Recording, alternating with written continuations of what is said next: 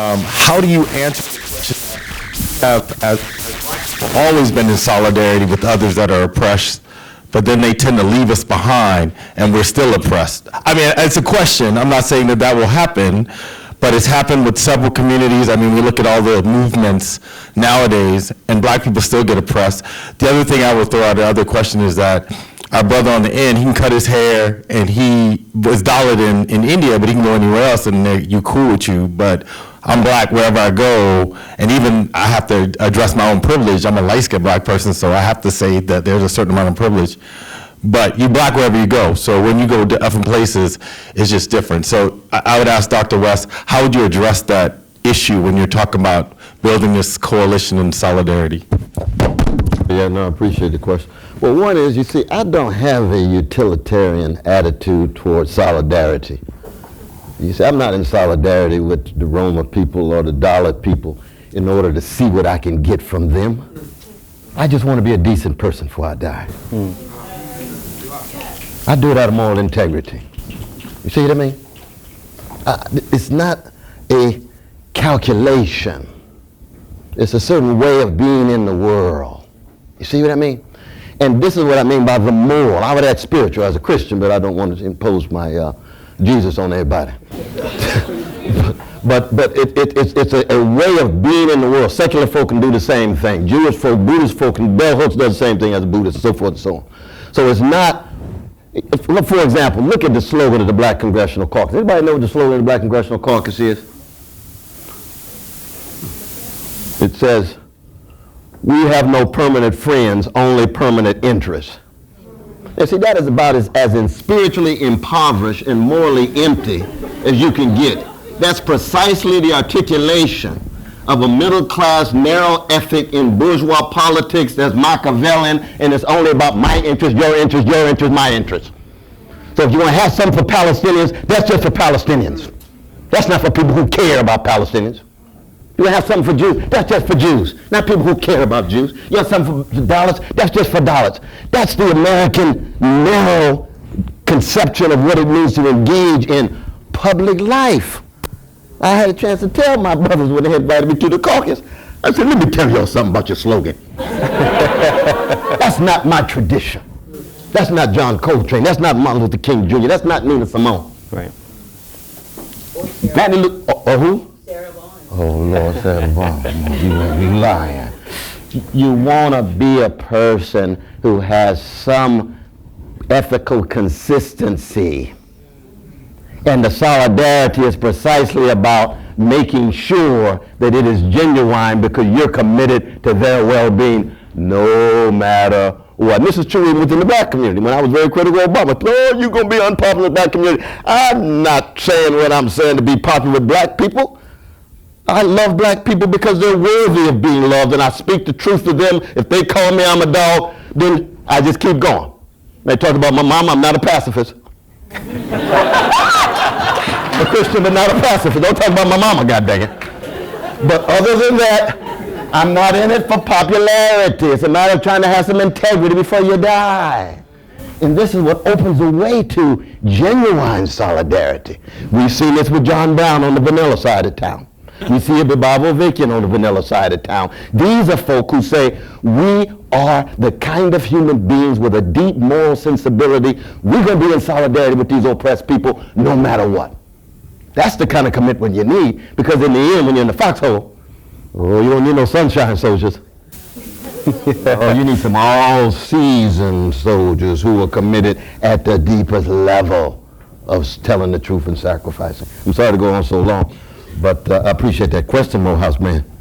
Yeah, I love that Morehouse. Thank you. My name's Tina. Thank you all. I'm a student at Tufts. I'm a student at Tufts and rushed over here to come, so thank you. I have two questions, and it doesn't matter, you can answer one or the other. Similar to what you named, I'm just wondering, particularly thinking about black people, because I'm black, it's the only perspective I have. Are there things or values you need to possess in order to execute solidarity? I'm just wondering, as someone who's in the black community and really trying to think about how to uplift my community, there's just so much pain to sift through. It's hard to see clearly. So I just wonder if solidarity is something that you can just sort of pump out naturally, or are there things you need to be rooted in order to sustain that? Is one question. And then I forgot my second question. Yeah. I don't want to take up more. You got a deep first question, I can tell you that. You got a deep. That's why the question's for you all. Yeah, I mean, just to maybe add a way of thinking about the question is maybe to talk about what actual organizing looks like for Roma people and for Dalit people who are fighting back.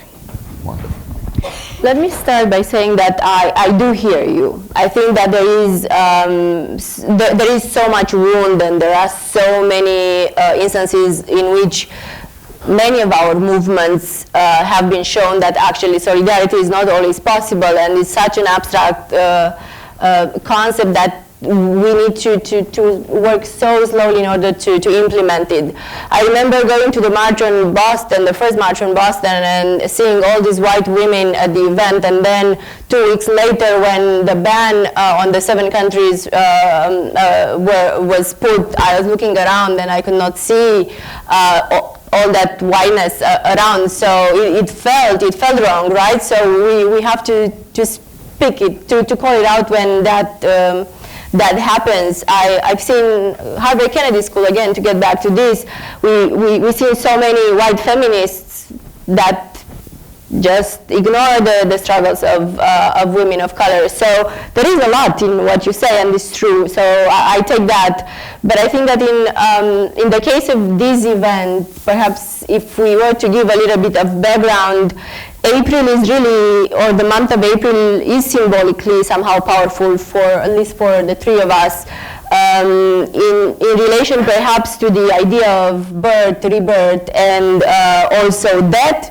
And that started somehow with thinking about how we commemorate the assassination of Dr. King on April 4th. Right. How do we think about the birth of Dr. Ambedkar on April 14th, but also how do we think about April 8th as International Romani Day, the birth, if you want, of the symbols of a nationhood. But it's true that our sufferings and our context and our histories are different. So we have to be mindful about that, and also be mindful about the responses that each of our movements or people have to injustice, and the different ways of resisting injustice. But at the same time, oftentimes we find ourselves in each other's stories. And we do see that racecraft, being it the racecraft of criminality or the racecraft of inferiority, is a common place for us in which we try to fight it in different ways. I'm as wounded as some of you are here, because I've been in the Roma movement back home in Europe for about 15, 20 years, and yet it was hard to create solidarity, because creating solidarity with the feminist movement or with the LGBT movement, it would take a lot of effort, because some of the Romani activists would be homophobic, some of the LGBTQ activists would be quite racist against Roma. So this is a learning process that takes a lot of steps to be able to construct something. But I think that what we are trying to do in this harbor space is really to take a few small steps. 2 weeks ago, we organized a panel on what we called decolonizing feminism. So we tried to work with Black scholars, Palestinian scholars, and Dalit scholars to see the similarities between our groups. So it's more of a learning process, if you want. And the value that, at least, and I don't want to speak for Dr. West or Suraj, I think that what brings us together is, first of all, our own wounds. We are descendants of slaves, at least the 2 of us. And I think that slavery, in the case of Roma for 500 years, has been more or less as dramatic as it has been for Black Americans. So I find myself in some of those stories, and I learned a lot. And perhaps to finish here, I think that what keeps me closer to the Black movement in the US is also all these lessons that we learn. I would not be able to even speak about some topics without having the concepts that Crenshaw and Barbara Fields and Cornel West and all these people have put on the table for us. So there are levels of learning and solidarity as well. You know, I really appreciate your question, and you too. See, for me, I am in a dark room now. It's a dangerous cave, and I don't see any tiny white dot that will even act as an inspiration. And so I look at other people who are pushed in the same room. The virtue that I can't see them because there's darkness, but there is a dialogue happening. And we are trying to visualize, we are trying to imagine that white dot, which is like the escape, or that's the place where we want to go and then blow the structure. And solidarity for me is actually to understand how you are doing, you know, and not in the level of your success, but are you surviving? And how are you surviving? And do you need my help? Absolutely. And I also need your help.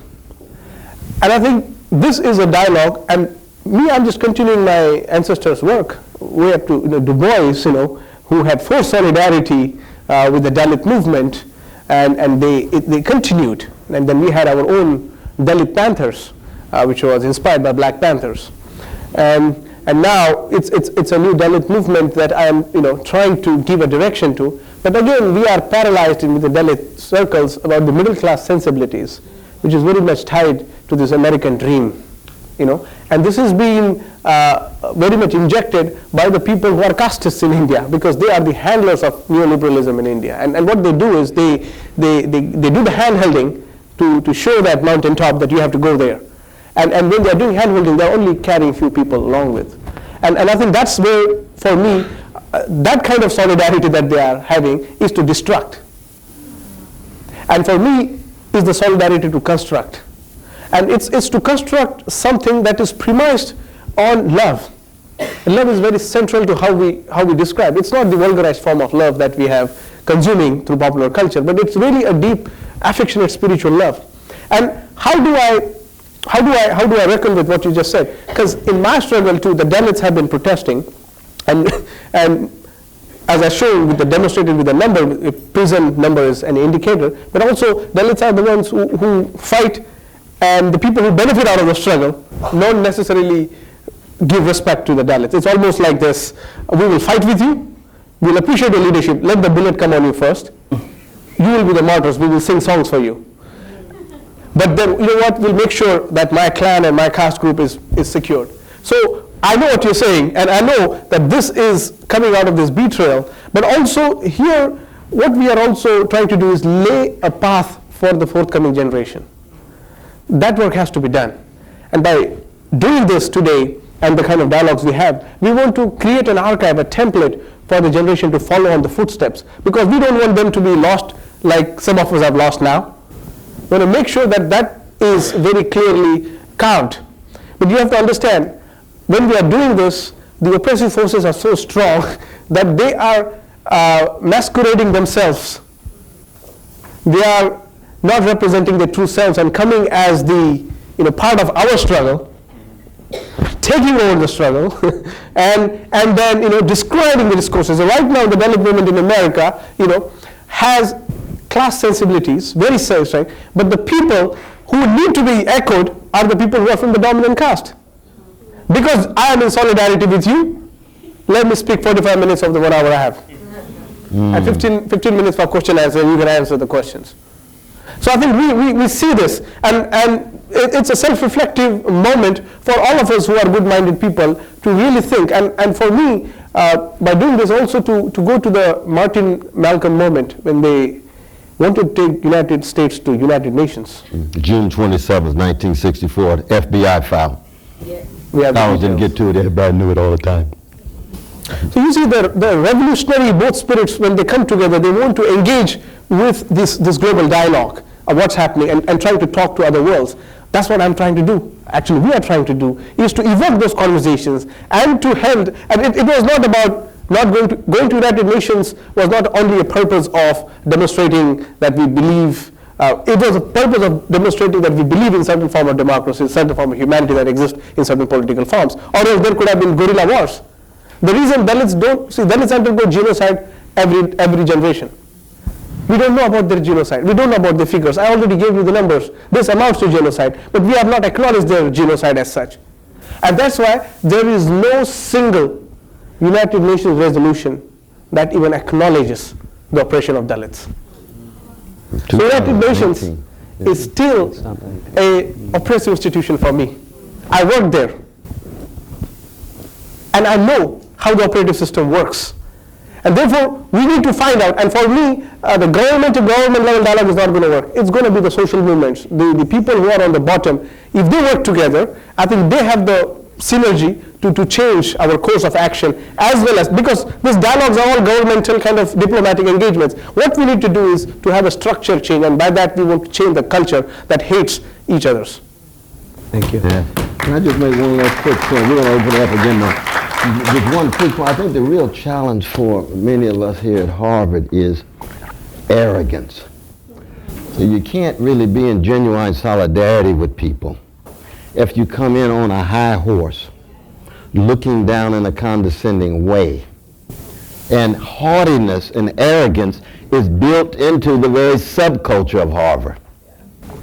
And so it ends up downplaying what is always spiritual and moral maturity, which is humility and confidence.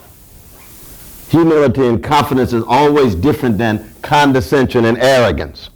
Arrogance is a function of insecurity, immaturity. But when you're so smart and you want to convince everybody in the world you're smart, but you're not really sure you're smart, here comes arrogance. Now, I'm not talking about anybody in this room, but Harvard in general has a real challenge. It's true for any ruling class formation in terms of its education. And so the professors themselves have to walk around like they know everything, and they know they shot through with learned ignorance, just like any other professor. Because if you're going to be Socratic all the way down, there's always going to be blind spots, inadequacies, forms of ignorance shot through all that you know, which ought to be a sign that in order to be in solidarity, you have to be like a blues person or a jazz person. What is distinctive about them? They dealing with catastrophe, but they know how to listen. They know how to learn. They know that no matter what note they blow on the trumpet, it's not going to be as good as Louis Armstrong's High C at the end of West End Blues. Winton knows it. All the other trumpet players know it. So when somebody says, "You the greatest trumpet player," no. You know. "Oh, you a great piano player." You haven't heard Art Tatum yet. We go on and on. "Oh, you sound so good." No, Sarah's divine. And Sarah herself would say, "I'm just on the dean's list. I'm not even the greatest. Because on certain nights, Billy sounds better than me." That's humility. But that's not walking around with a lack of confidence. You believe in yourself. You're willing to achieve the highest levels of knowing, of organizing, of serving, of sacrificing, of telling the truth, and of fighting for freedom. That is what we learn from each other in the context of not just being oppressed people, but oppressed people who have great dignity, who fight. And even when the worm get them, they pass it on to the next generation. Just like Mama and a Raisin in the Sun gonna pass it on to Walter, and Walter gonna pass it on to Travis. That's the genius of Lorraine Hansberry. That's why we bring Lorraine into the room as part of the tradition that we're talking about. Yes. So we're going to try to take 3 questions together, and then I think we may have to close it down out of respect so people don't feel bad about walking out since it is getting late. So we've got one here.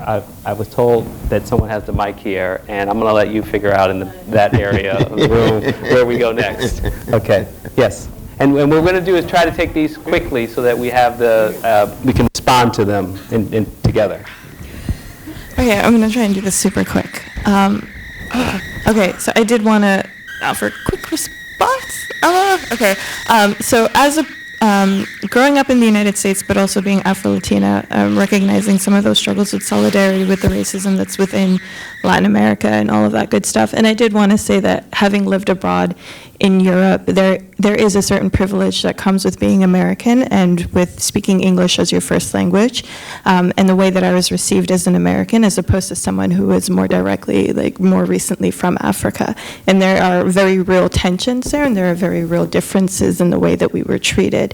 And I did want to bring that up as something of wrestling with, of that privilege. I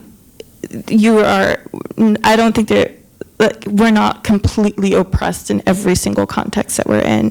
And so wrestling with that privilege and wrestling with that oppression as dual things that exist at the same time, and what we do with that. And then the question that I had, my name is Allegra, I go to the ed school, and I was very interested in the point about how academic institutions reproduce some of these things that are problematic. Obviously, it's something that I'm probably going to be writing my paper about for American democracy, and so I wanted to get some ideas about alternatives, alternative structures, alternative pathways to engage with these ideas, to prepare people to value knowledge, not just in these institutions, because that then further reifies these institutions, but like what are the other pathways, what are the other ideas for valuing knowledge and valuing communities outside of these institutions? My name is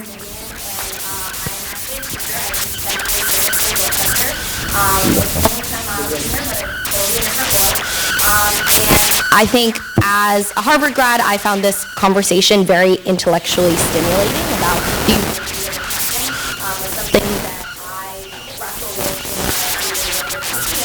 how do we talk about oppression with young people in a way that is empowering, especially in my context.